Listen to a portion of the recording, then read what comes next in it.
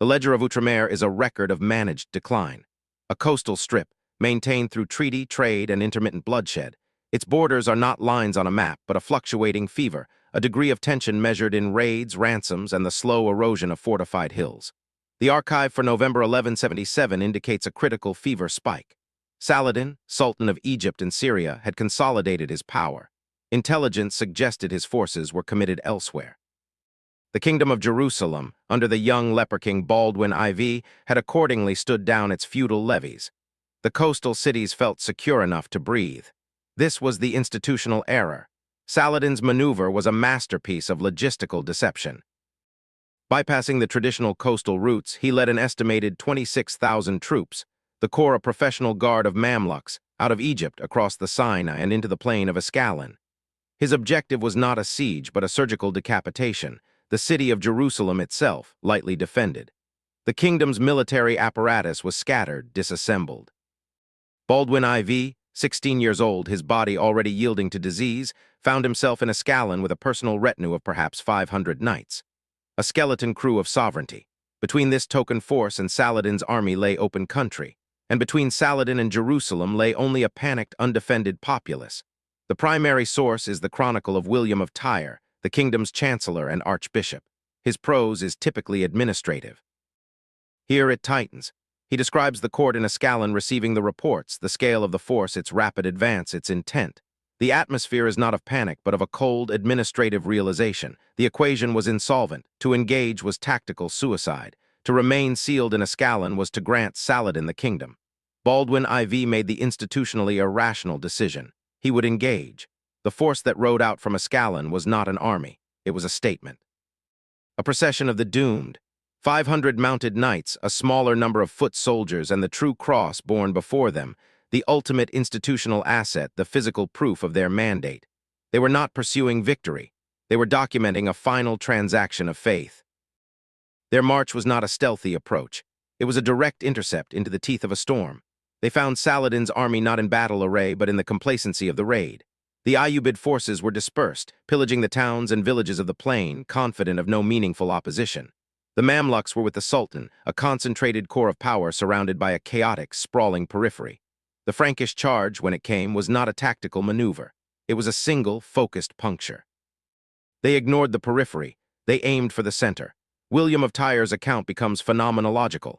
He cites a sudden, violent shift in weather. A desert wind, known as the Khamsin, rising with unnatural ferocity. Sand, thick and blinding, driving into the faces of Saladin's troops. The sun, it is said, dimmed. The institutional record must note the meteorological data. A sandstorm in the region is not uncommon in late autumn. Its timing, however, enters the realm of statistical anomaly. The charge struck the Mamluk guard in a moment of environmental disarray. The shock was absolute. The Frankish knights, their world narrowed to the gleam of the cross ahead and the vague shapes in the ochre gloom, reported a sense of detached execution. They were not fighting men. They were cutting through a confusion of shadows and noise. The Ayyubid army, its command structure suddenly decapitated, its cohesion shattered by weather and a shock assault from a force they believed did not exist, performed a systems collapse. The professional core broke. The dispersed raiding parties, seeing the center dissolve, turned to self-preservation. Saladin's flight is well documented.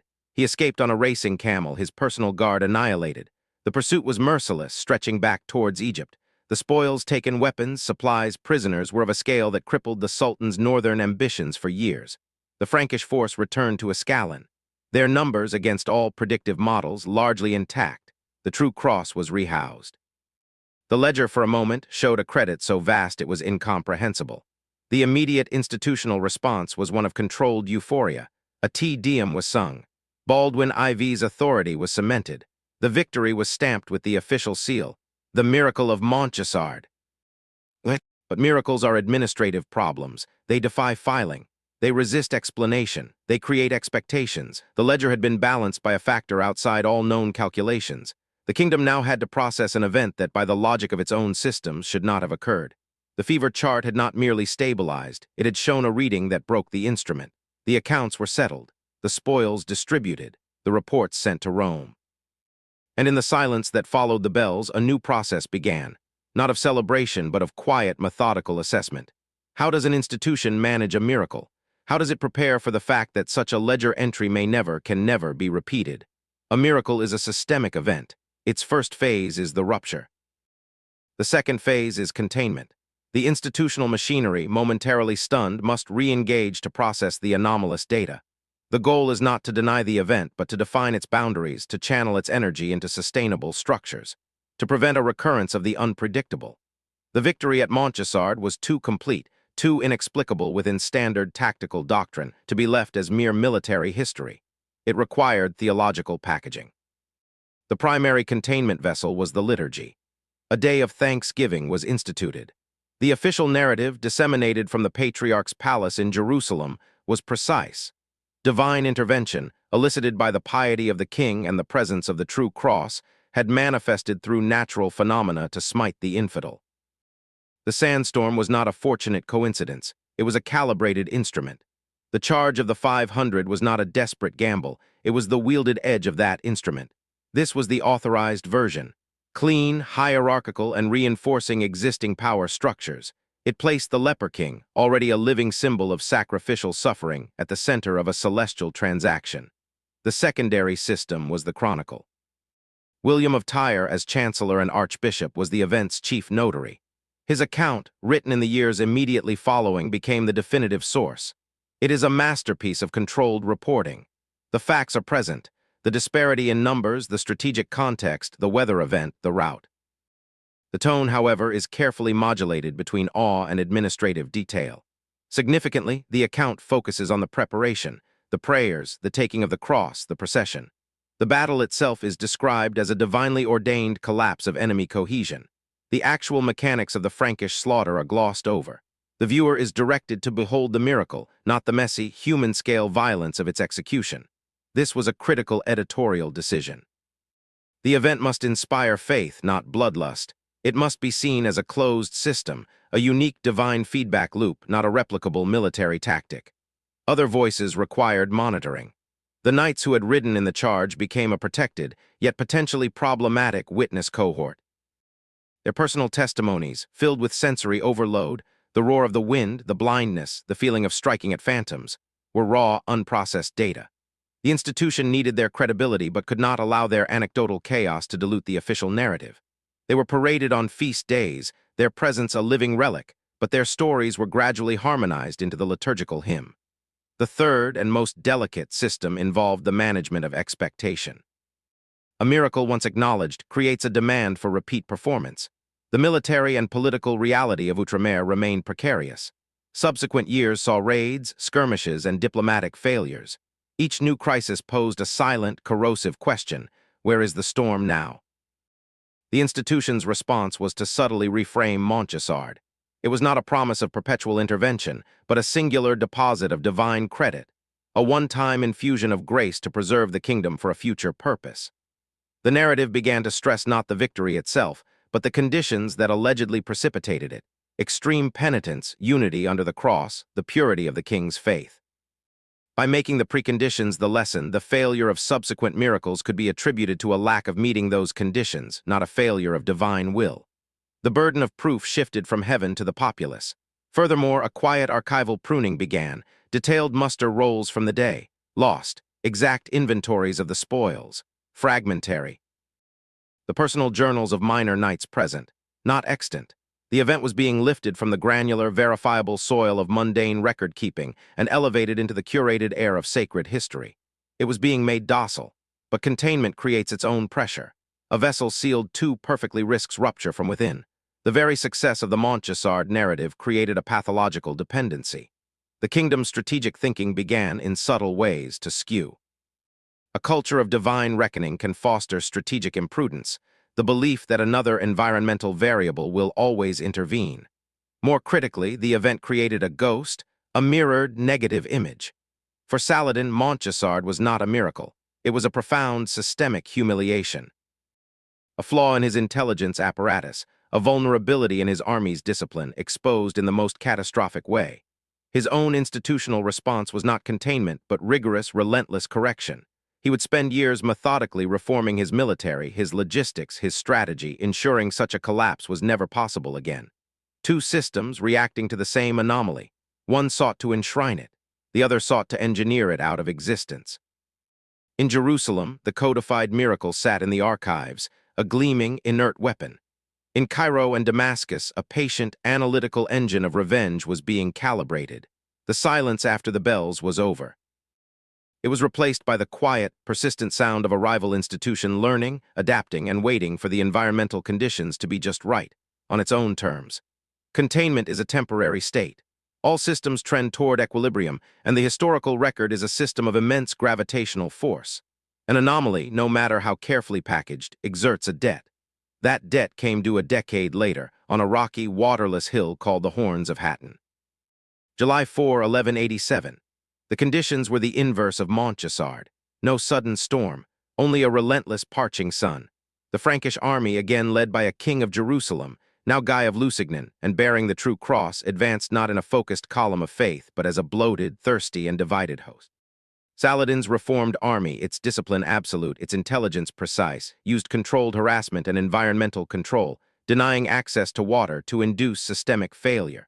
The result was not a miraculous deliverance, but total institutional annihilation. The army was destroyed. The true cross was captured. Jerusalem itself fell 3 months later. The kingdom of Jerusalem, as a sovereign entity, was effectively terminated. Hattin was the counterproof. It was the universe's corrective ledger entry, meticulously calculated to nullify the anomaly of Montgisard. The divine credit had been spent, with catastrophic interest. The institution that had built its foundational myth around a singular miracle was itself dissolved by a singular defeat. The immediate aftermath was a process of physical erasure. With the kingdom's collapse, the administrative machinery that maintained the Montgisard narrative, the scriptoria, the liturgical schedulers, the chronicler networks, was scattered or silenced. The sites associated with the victory, never monumentalized with lasting structures, a curious omission in itself, were subsumed back into the anonymous landscape. The plain of Montgisard held no castles, no great churches to mark the event. It was a site of transient energy, not permanent architecture. The sands and winds that had once been framed as instruments of divine will now perform their mundane duty of burial. Saladin's victory was systematic, comprehensive, and therefore architecturally silent on the matter of Montgisard. He had no need to build a counter-monument. The entire landscape became his monument. His erasure was achieved not through destruction of a shrine, but through the rendering of the entire Frankish political project as ephemeral. The final phase of dissolution is scholarly. In the modern historical archive, Montgisard exists as a fascinating footnote, a what-if scenario. Its metrics are debated, the numbers of Saladin's force questioned, the scale of the storm treated as literary embellishment, the long-term strategic impact minimized in light of Hattin's conclusive finality. The event is neutralized. It is removed from the realm of the miraculous and placed in the taxonomy of notable engagements. It is analyzed for its tactical surprises, the element of surprise, the dispersal of the Ayyubid army, the effective use of heavy cavalry against an unprepared corps. The environmental factor is noted as a contingent element of luck, a fog of war variant. The institutional framing, the desperate faith, the propaganda value, is studied as a case study in medieval statecraft and morale. The chilling, awe-inspiring core of the original witness accounts, the sense of participating in a predetermined supernatural feedback loop, is drained away. It becomes data. It is made safe for textbooks. The archive succeeds where the kingdom of Jerusalem failed. It contains the miracle perfectly by explaining it into oblivion. Today, the site is unmarked. If one stands on the plain, the wind is just the wind. The dust is just dust. There is no echo of bells, no metallic hum of massed movement. The ledger is balanced to zero. The legacy of Montgisard is therefore not a lesson in divine favor, but a colder, more institutional lesson in the management of hope. It demonstrates that a system can be temporarily sustained by an inexplicable surplus.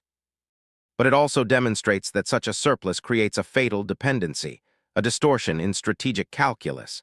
The true aftermath of a miracle is the long, silent wait for the reimposition of mundane, unforgiving physics. The kingdom of Jerusalem chose to build its identity around a day when the rules were suspended.